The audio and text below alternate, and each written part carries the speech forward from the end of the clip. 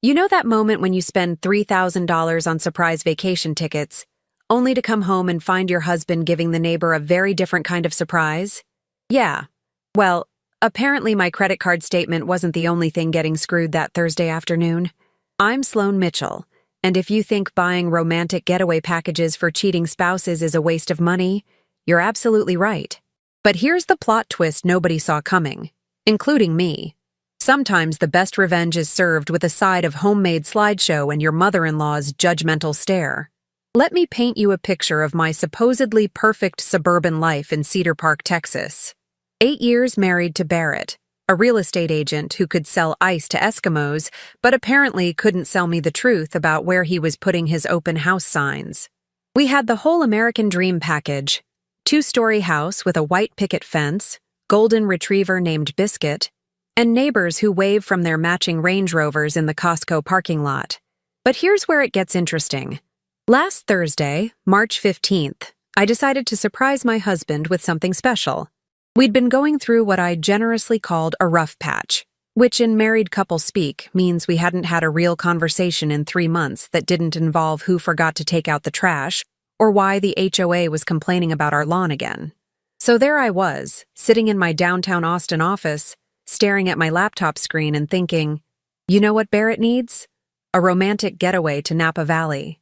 Just the two of us, wine tastings, couples massages, maybe even one of those cringy photo shoots where we pretend we still find each other interesting.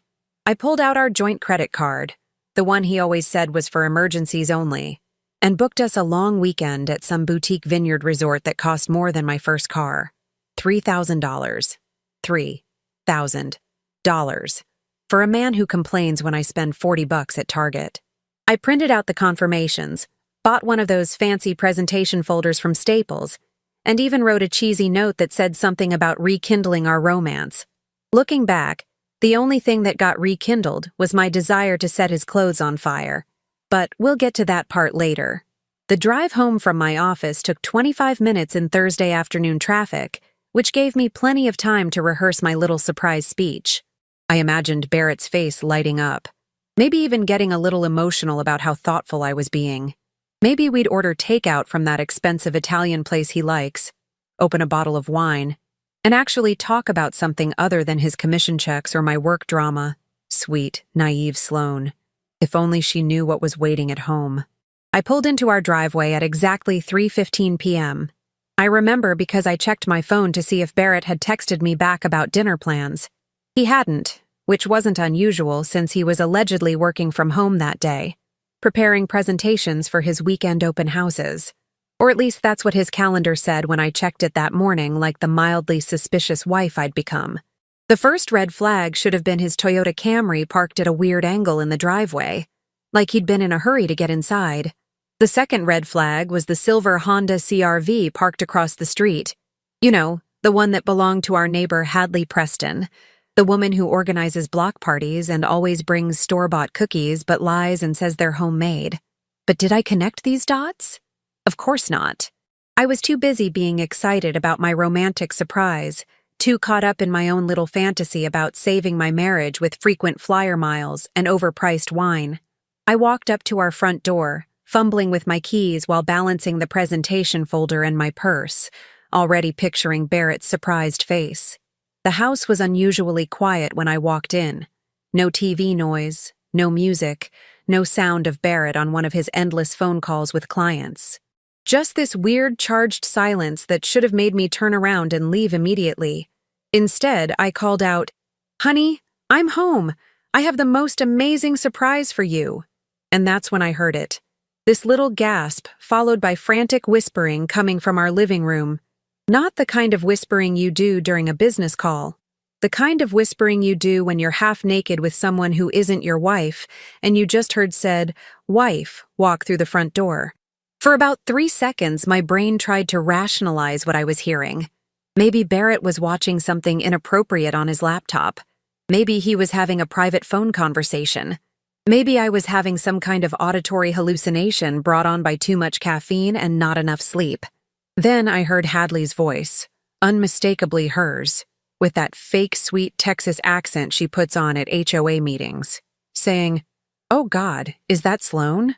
And just like that, my $3,000 surprise vacation became the most expensive reality check of my adult life. Now I had two choices in that moment. In option one, walk into that living room like a civilized adult and confront them directly, probably ending up in some messy emotional confrontation where everyone cries and makes promises they won't keep.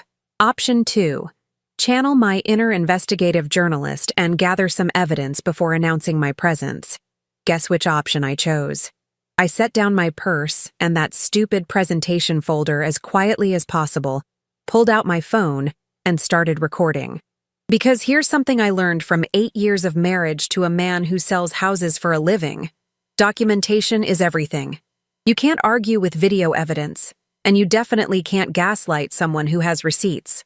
What I captured on that phone will probably haunt my dreams forever. But it also became the most valuable 5 minutes of footage I've ever shot. Better than our wedding video, more useful than Barrett's real estate marketing reels, and infinitely more entertaining than anything currently streaming on Netflix. But before I tell you exactly what I saw, let me ask you something. Have you ever had one of those moments where your entire life just shifts? Where everything you thought you knew gets turned completely upside down in the space of a heartbeat? Because that's exactly what happened when I rounded the corner into our living room and saw my husband of 8 years getting very friendly with the woman who constantly complains about our dog barking after 9 p.m. Picture this train wreck, if you will. There's Barrett, my supposedly devoted husband, sprawled on our cream-colored sectional, the one we spent 3 weekends shopping for at different furniture stores, because he insisted we needed something that would photograph well for his real estate social media posts. And there's Hadley Preston, neighborhood social chair and self-appointed keeper of suburban moral standards, wearing my silk robe. My actual silk robe that I got from my sister for Christmas, the expensive one from Nordstrom that still had the tags on it until last week. The audacity was absolutely breathtaking. Now, I've seen some questionable fashion choices at our HOA meetings. We're talking about a woman who thinks leopard print Ugg boots are appropriate footwear for grocery shopping, but seeing her in my personal belongings while getting cozy with my husband, that was a whole new level of trashy that even reality TV producers would call excessive. Barrett's face when he spotted me was absolutely priceless. You know that look cartoon characters get when they realize they've run off a cliff and are about to fall? Pure panic mixed with the desperate hope that maybe, just maybe, gravity doesn't apply to them. Except in this case, gravity was me holding a phone and looking like I was ready to commit justifiable homicide. "Sloan," he stammered, scrambling to grab his shirt from our coffee table. "This isn't... we were just what, Barrett? Just redefining the neighbor policy? Just testing the structural integrity of our furniture? Just making sure our homeowner's insurance covers adultery damage?" Hadley, meanwhile, had gone completely silent, clutching my robe like it might somehow make her invisible. Which was hilarious because this is the same woman who posts 17 Instagram stories every time she makes a grocery run to Whole Foods. Suddenly camera shy, are we, Hadley? "Don't stop on my account," I said, keeping my phone steady and my voice unnaturally calm. I was just coming home to surprise Barrett with something special, but clearly he's already got that covered. The thing about catching people in the act is that their excuse-making abilities completely short-circuit. Barrett started babbling about how this was all a misunderstanding, how Hadley had just stopped by to discuss the upcoming block party, how one thing led to another. And honestly, Sloan, it didn't mean anything. It was just a moment of weakness. A moment of weakness. 8 years of marriage reduced to a moment of weakness. Like he accidentally ate too many cookies at a PTA meeting instead of deliberately destroying our relationship with the neighborhood's most obnoxious soccer mom. But here's where it gets really interesting. While Barrett was performing his one-man show of pathetic excuses, I started noticing other things. Little details that suddenly made perfect sense, like puzzle pieces clicking into place to form a picture I really didn't want to see. The pink toothbrush in our bathroom that Barrett claimed belonged to his sister when she visited last month. His sister lives in Oregon and hasn't been here since Thanksgiving. The blonde hairs I kept finding in our shower drain? I'm brunette, have been my entire life, and Barrett's hair is darker than mine. The mysterious coffee shop charges on our credit card statement from places I'd never been? Well, turns out those weren't mysterious at all. How long? I asked, still recording because this was better than any documentary I'd ever watched. Barrett and Hadley exchanged this look. You know the kind I'm talking about. The look that says they've definitely discussed what they'd say if they ever got caught. The look that says this isn't their first rodeo, just their first time getting bucked off the horse. It's complicated, Hadley finally spoke up, which is what people say when the situation is actually very simple but extremely embarrassing to explain. Complicated, right? Like advanced calculus or international diplomacy. Not like two married people deciding to get naked on my furniture while I was at work supporting the household that apparently doubled as their personal love nest. Complicated how? I pressed. Like, are we talking mathematical complexity here? Because from where I'm standing, this looks like pretty basic addition and subtraction. You plus Barrett minus me equals you're both terrible people. Barrett tried a different approach. Sloane, please put the phone down and let's talk about this like adults. Adults. The man who was just caught cheating with our neighbor wants to talk like adults.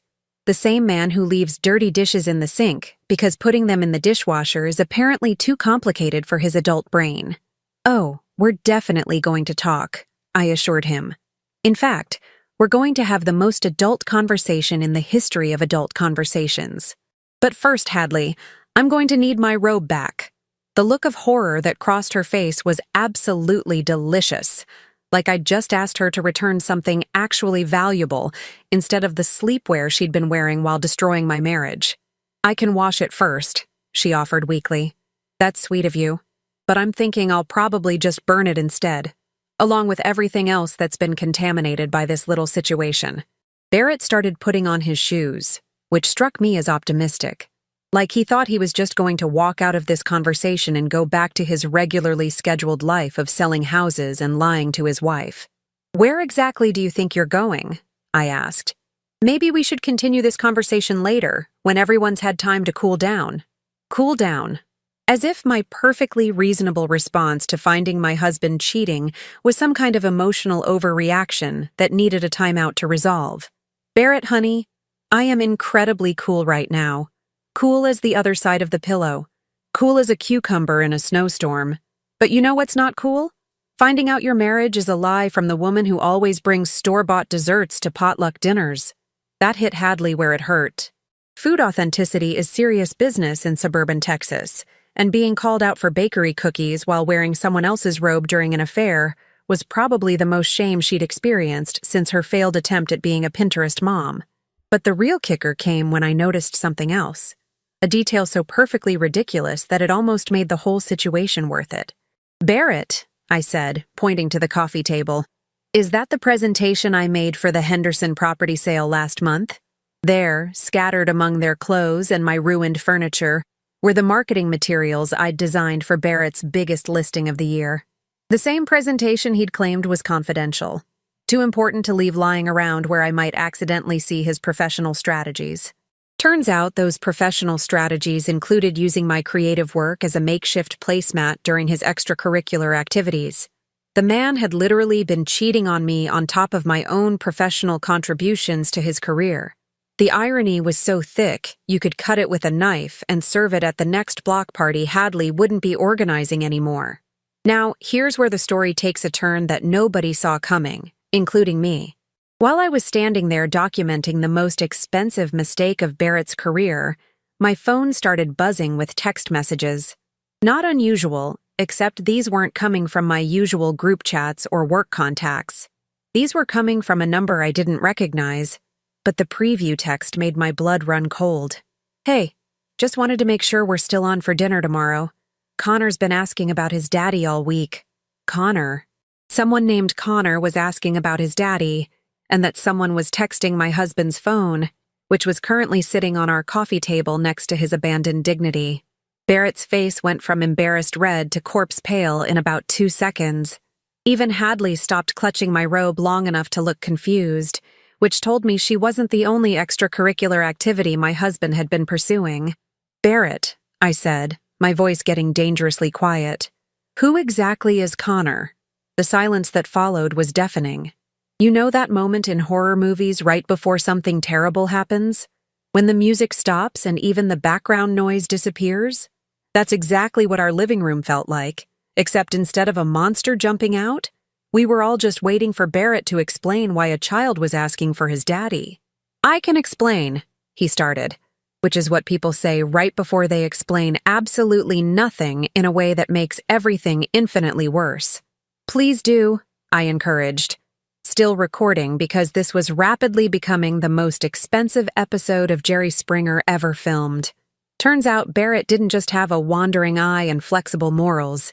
He had an entire second life that would make any soap opera writer proud. Connor wasn't just some random kid. He was Barrett's 4-year-old son with a woman named Jessica who lived in Round Rock, about 30 minutes north of us. 4 years old, which meant Barrett had been building this alternate family since year 4 of our 8-year marriage. While I was planning our 5th anniversary trip to Cabo, Barrett was apparently planning diaper changes and birthday parties for a child I didn't know existed. The mathematical implications hit me like a freight train. All those weekend open houses in Round Rock. All those evening client meetings that ran late. All those mysterious charges on our credit card for restaurants in neighborhoods where Barrett claimed he had no listings. Suddenly, everything made perfect, horrible sense. But wait, it gets better. Because Jessica's text wasn't the only message lighting up Barrett's phone. Apparently, Thursday afternoons are prime texting time for people living secret lives, because 3 more messages popped up while we were all standing there in stunned silence. One from someone named Ashley asking about their weekend plans, another from a Marie wondering if he could pick up groceries on his way over, and my personal favorite, a text from someone called Babe.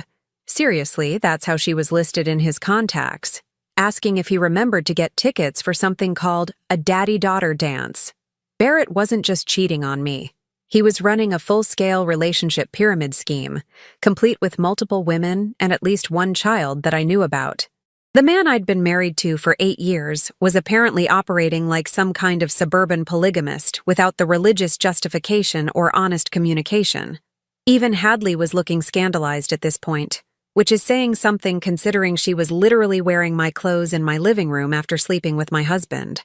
Apparently, even neighborhood homewreckers have standards about sharing their married boyfriends with additional side pieces. "How many?" I asked, my voice surprisingly steady for someone whose entire reality had just collapsed and rebuilt itself into something resembling a bad reality show. "How many what?" "Don't play dumb, Barrett. How many women? How many children? How many completely separate lives are you maintaining while I'm over here planning surprise vacations for us?" The expression on his face told me everything I needed to know. This wasn't a mistake or a moment of weakness or even a simple affair. This was a carefully constructed network of deception that had been years in the making. And that's when something interesting happened. Instead of feeling devastated or heartbroken or any of the emotions you're supposed to feel when discovering your marriage is a complete fabrication, I felt something else entirely. I felt free. Not happy free or relieved free, but strategically free. Like I'd just been handed a get-out-of-jail-free card for a prison I hadn't even realized I was in. Because here's the thing about discovering that your husband is basically running a one-man dating service. It means you don't have to feel guilty about what you're planning to do next.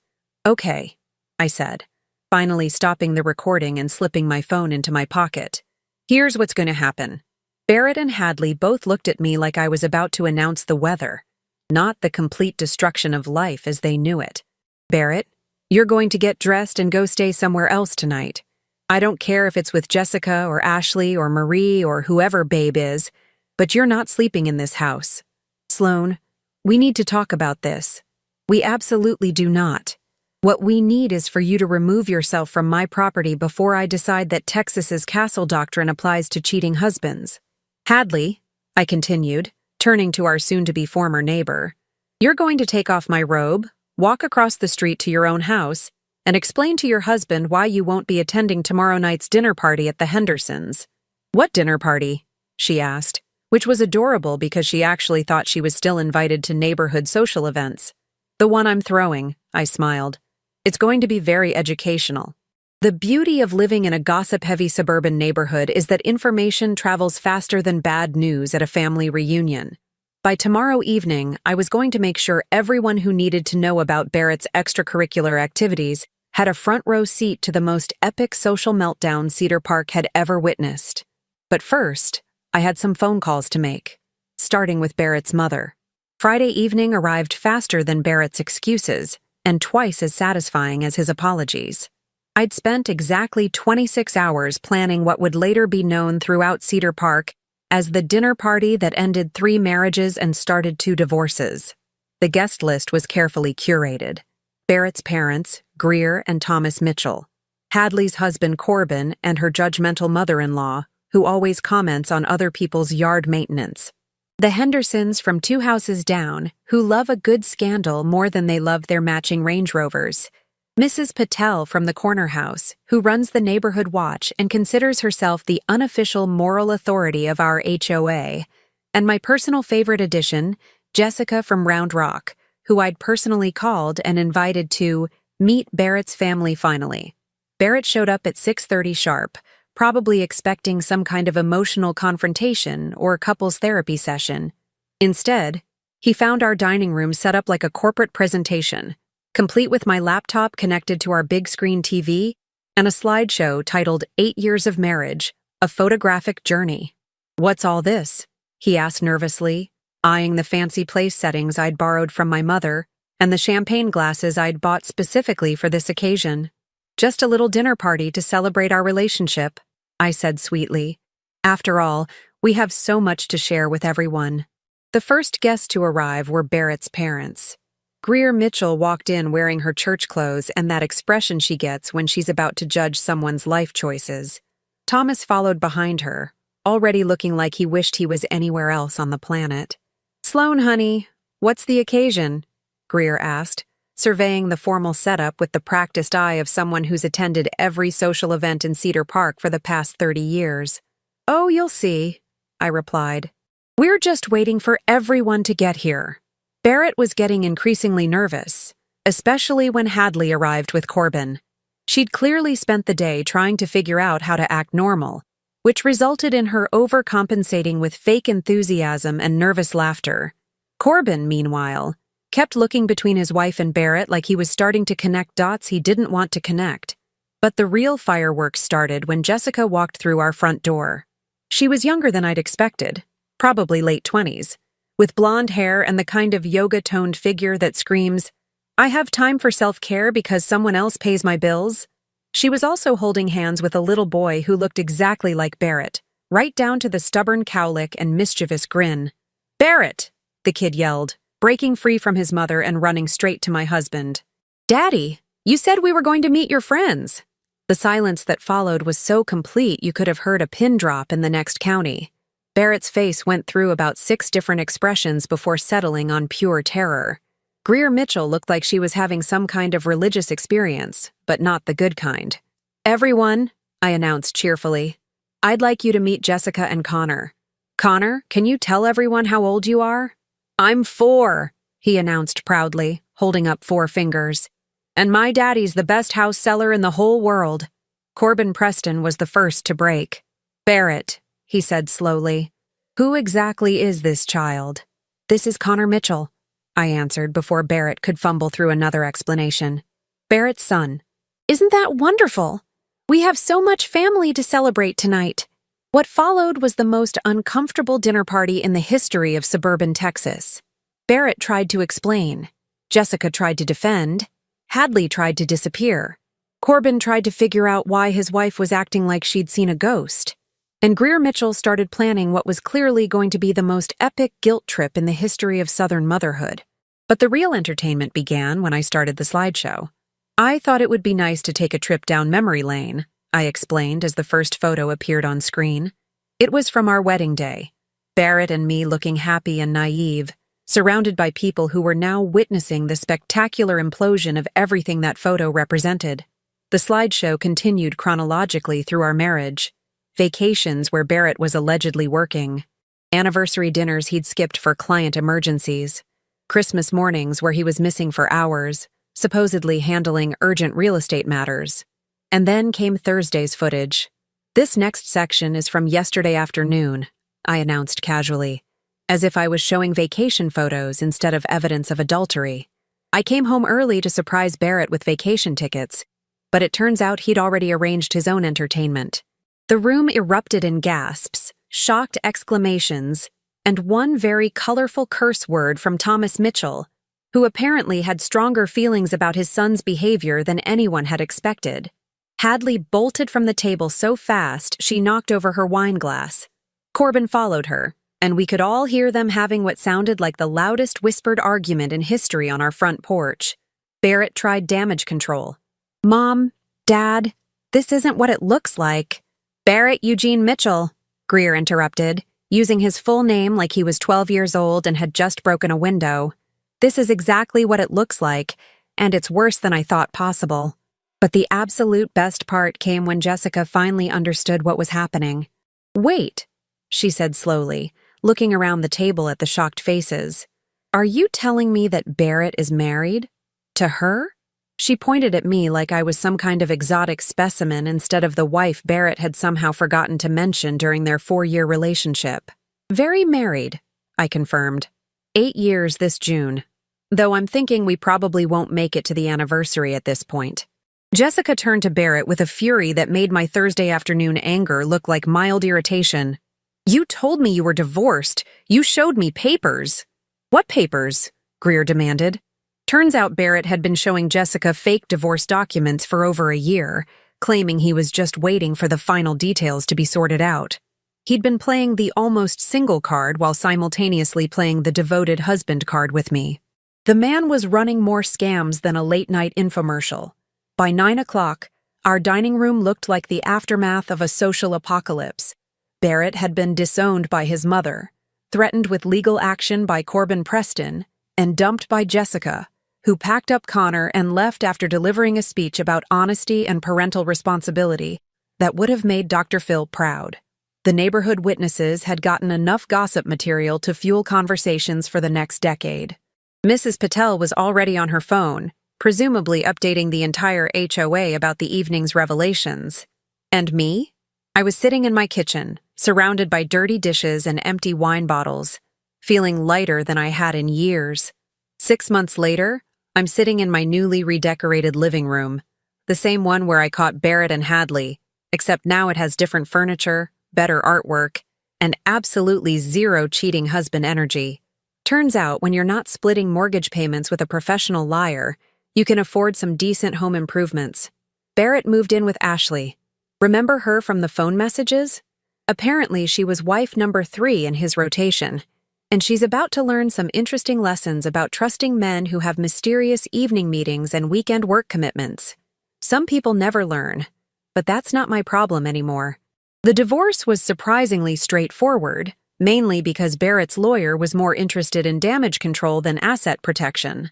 Hard to argue for a favorable settlement when there's video evidence of your client's extracurricular activities and documented proof of financial deception. Turns out, hiding a second family is expensive, and Barrett had been funding his double life with some creative accounting that didn't look great under legal scrutiny. I got the house, the dog, and about 60% of everything we'd built together. Barrett got the remaining 40% and a very expensive education in why you shouldn't lie to people who are smarter than you think they are. Hadley and Corbin made it about 3 weeks after my dinner party before she moved back to Dallas with her parents. Corbin kept the house, got full custody of their kids, and has been surprisingly friendly whenever we run into each other at the grocery store. Turns out we bonded over our shared experience of being married to people with flexible definitions of fidelity. The neighborhood dynamic shifted pretty dramatically after what everyone now calls the Mitchell dinner incident.